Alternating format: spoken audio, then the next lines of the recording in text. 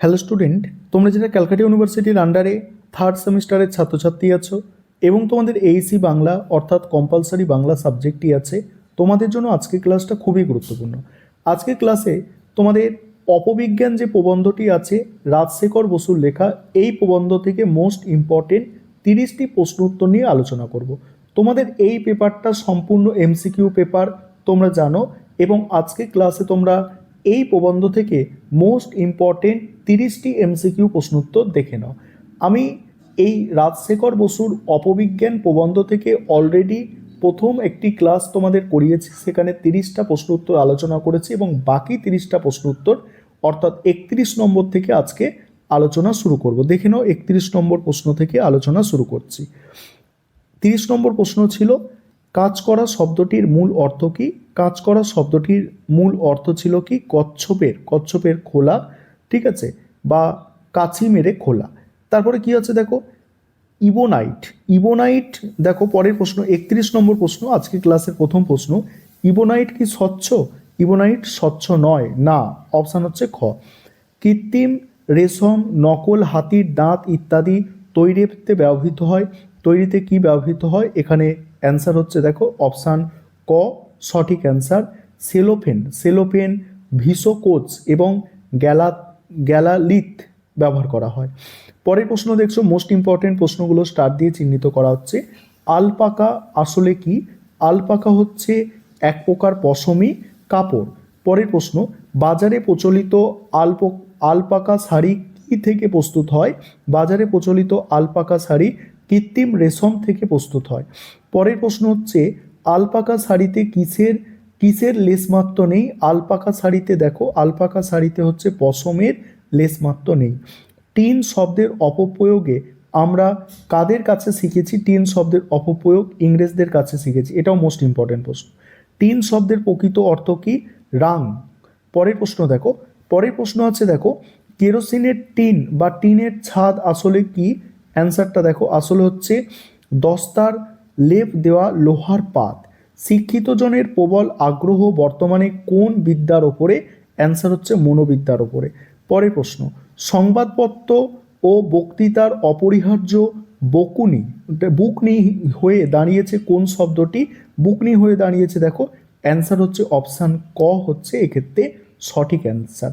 তারপরে প্রশ্ন, মনোবিদ্যায় কোন শব্দটি বর্তমানে তত্ত্ব ব্যবহৃত হচ্ছে? অ্যান্সার হচ্ছে অপশান খ অর্থাৎ কমপ্লেক্স শব্দটা। প্রয়োগ দেখো, অপপ্রয়োগ অনুযায়ী যে লোক ভীরু বা অন্যের অনুগত তার কি আছে? তার দেখো অপশান খ এখানে সঠিক অ্যান্সার, ঠিক আছে। তারপরের প্রশ্ন, যে লোক সাঁতর দিতে ভালোবাসে, অপবিজ্ঞানের ভাষায় তাকে কি বলে?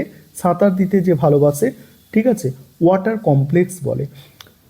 বিজ্ঞানের লক্ষ্য কি? অ্যান্সার দেখো, বিজ্ঞানের লক্ষ্য হচ্ছে জটিলকে অপেক্ষাকৃত সরল করা। তারপরে বিজ্ঞান বহু বিসদৃশ্য ব্যাপারের মধ্যে কি বের করে? বহু বিসদৃশ্য ব্যাপারের মধ্যে যোগসূত্র বার করে। তারপর বিজ্ঞান কোন প্রশ্নের চূড়ান্ত জবাব দিতে পারে না? কোন প্রশ্নের? দেখো, কেন হয় এই প্রশ্নের। তারপরে গাছ থেকে ফল মাটিতে পড়ার কারণ হিসাবে বিজ্ঞান কি বলে? অপশান হচ্ছে দেখো পৃথিবীর আকর্ষণ। নেক্সট হচ্ছে জড় পদার্থ মাত্রই পরস্পরকে আকর্ষণ করে, কে আবিষ্কার করেছে নিউটন। আর পরের প্রশ্ন উত্তর আলোচনা করব, তার আগে যে বিষয়টা তোমাদের বলার আছে, তোমাদের জন্য স্টাডি মেটেরিয়াল তৈরি করা হয়েছে এই পেপারের ওপরে। তোমরা যারা স্টাডি মেটেরিয়াল পারচেস করতে চাইছো অবশ্যই স্ক্রিনে দেওয়া নম্বরে যোগাযোগ করবে। তারপরে জড়ের আকর্ষণ ধর্মের নাম কি? জড়ের আকর্ষণ ধর্মের নাম মহাকর্ষ। নেক্সট, নিউটনের ল অফ গ্র্যাভিটেশন আসলে কি নির্দেশ করে? ল অফ গ্র্যাভিটেশন দেখো আকর্ষণের রীতি বা নিয়ম। মানুষ মাত্রই মরে, এটি কি? মানুষ মাত্রই মরে, এটি হচ্ছে দেখো অবধারিত সত্য বা প্রাকৃতিক নিয়ম। মানুষের মৃত্যুর ধর্মকে কি বলা হয়? মরত্ব বলা হয়। নেক্সট হচ্ছে মৃত্যুর কারণ কি মরত্ব? না। বিজ্ঞানের মতে প্রাকৃতিক নিয়মগুলি আসলে কি? প্রাকৃতিক নিয়মগুলি দেখো ঘটনার লক্ষিত রীতিমাত্র। পরের প্রশ্ন, ল আর নট কজেস কথাটি কোন প্রবন্ধে আলোচিত হয়েছে? অপবিজ্ঞান। যাকে আমরা কারণ বলি তা আসলে কি?